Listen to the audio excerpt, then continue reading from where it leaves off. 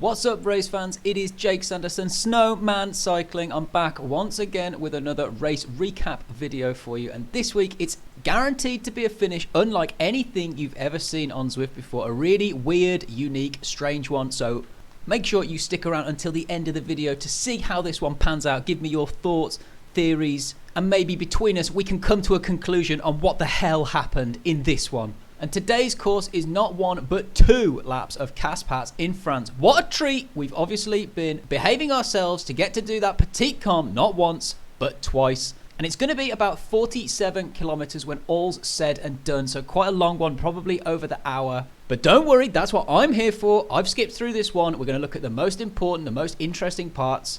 And this is actually a race from quite a long time ago, nearly 2 years ago, but it was too good a race to pass up the opportunity to show you based on how this one pans out at the end. Like I say, a very, very odd one. I've never seen anything like it before or since on Zwift. So let's jump into this one straight away. We cut out all of the chaff. Here we are at the base of the Petite KOM the first time around on lap 1, about 17 kilometers into the race. And this one has an added bonus of being a how-to guide for how to play it if you are a lazy sprinter. This is back in the days when I pretty much relied exclusively on my sprint to win races. And it struck me when watching this one back exactly how safe I play it in terms of being a sprinter. So you might call this one the Wheel Sucker Wikipedia, because I'm about to show you how to draft properly and save yourself for the end where things may or may not go our way. We'll have to wait to find out. And lesson number 1 is a simple one. We've had it many times before on the channel. You've heard it from me again and again. It's to make sure that you are drafting efficiently. When we watch, as we hit this climb here, it's going to be super important. If you look at the speed that we're going at 32 kph, there's plenty of draft from the riders around. So you want to use them to your advantage. If you fall out of the draft, if gaps start to open up on this climb, you want to make sure you're in the front group and you're getting as much draft as possible. So that's what we're going to make sure we're doing as we go up this climb. One thing you should notice is that I don't think in this entire race I hit the front of the group once. If you're a sprinter, your aim should be to not go anywhere near the front of that group, hit the front of the race until the very, very end when it matters. Otherwise, you're going to be using energy that you can save for that sprint finish at the end. So I'm just making sure here that I'm spinning the legs, doing the bare minimum to make sure that I stick in this group and save as much energy as I can. So there's riders at the front of this group who are pushing it quite hard, trying to shed some of the other weaker riders at the back of this group. And it's going to work. You're going to see later on at this climb, it's a big group and it starts to shatter. That's usually the job of the stronger riders. They want to get rid of the weaker riders who quite often tend to be sprinters, so that when it gets to the end of the race, there's only the stronger riders are left. And they will fight it out amongst themselves. So as you can see here, I'm not letting that rider Rosin go away off the front of the group. And when it comes time to come to the front of the group and make sure I'm plugging those gaps, I'm going to do it. I come to the front of the group here for a split second, but that's it. I'm just doing it for positioning to make sure that I'm where I need to be. And I take my foot off the gas, maybe a little bit too much, it must be said, to make sure that I'm letting these other riders do the work for me. As you can see here from the mini-map at the top, we've binned off most of the riders from this group already. So this is attritional and this is a selection of who are the strongest riders in this group. And we're approaching the top of the climb, the most important part of the climb, as that's where the strong riders with anything left are going to apply real pressure here to try and get rid of anyone else that they possibly can. And as you can see, it definitely works as we shed quite a lot of the riders. And even this close to the top, this group of 9 riders is going to reduce further. People this close to the top of the climb still get binned off because they're not paying attention or they haven't got enough left to go with these surges. So really, really important to make sure that you try and follow those riders who attack as they go over the top there. And I noticed that those riders put in a surge, so I managed to go with them. And we've reduced this front group down to 6 already. So 9 straight down to 6, even though we're only about 20-30 meters from the top of the climb.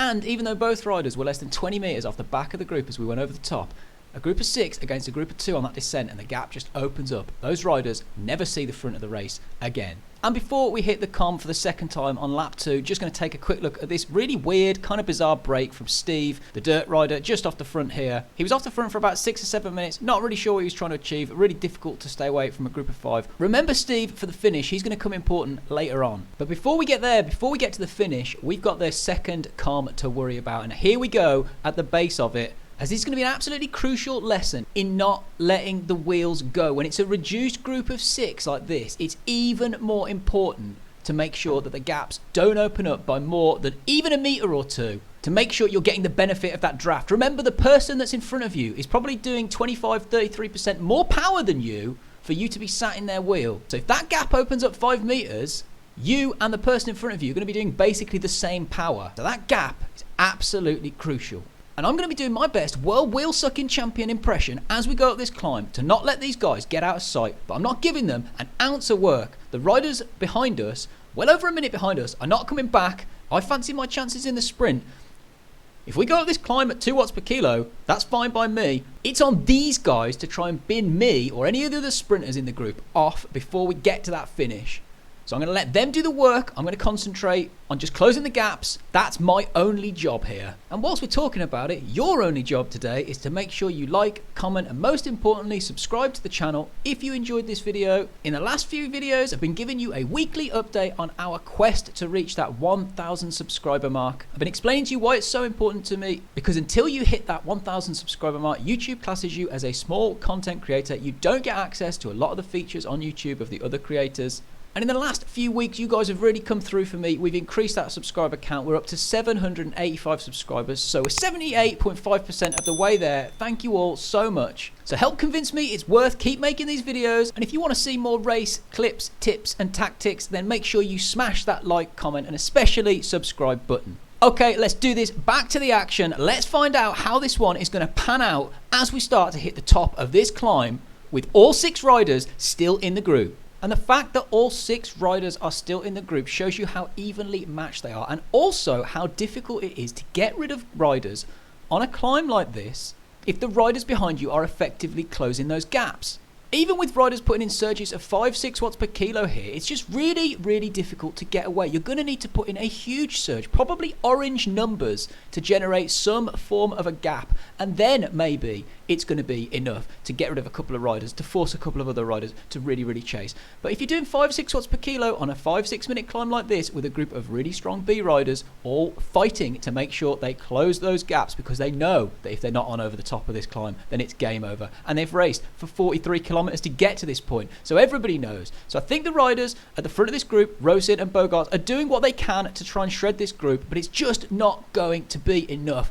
And I come to the front of the group at this point to make sure that I'm going to do enough to not let Bogart get away. And if he goes, I want to come with him. And I'm prepared at this point to do a little bit of work as the sprinter to bridge the gap and take the group with me. So sometimes if you're the sprinter, you have to do that. You're going to have to be prepared to drag the group up to the rider ahead, because if you're not at the front of the group, then you can't win. And you may not have spotted it there, but I was only 1 beat away from my max heart rate. On the first climb, I did hit my max heart rate, so we're very much on the limit on both of these climbs here. But as we come down the other side of this climb, we've managed to roll into the final 1.1 kilometers, exactly where we want to be, at the back of this group of 6. And the road flattens out with 1k to go. We are done with the descending. And this is an ideal situation for me. This is what I've engineered the whole race for, is to be at the back of this group, to not be doing any work. And the closer we get to that finish line, the better for me. However, our man Steve from before is not going to let it be that easy. He's not going to let me have it quite like that. And he makes an attack off the front. He does orange numbers to make sure he generates a bit of a gap. And at this point, there's 600 meters to go. And I'm thinking,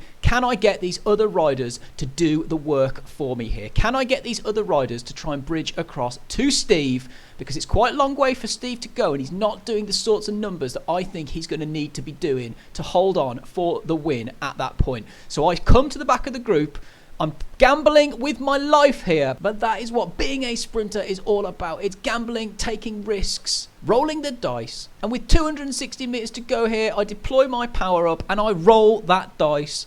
And that means launching it with everything, every last watt, as we go, as we come around that last corner and can see the finish line. I manage to grind my way to the front of the group. I can see Steve in my crosshairs, and I manage to come to the line, but don't quite come around him in time. Unfortunately, that is a second place. But no! Look at that. What's happened here?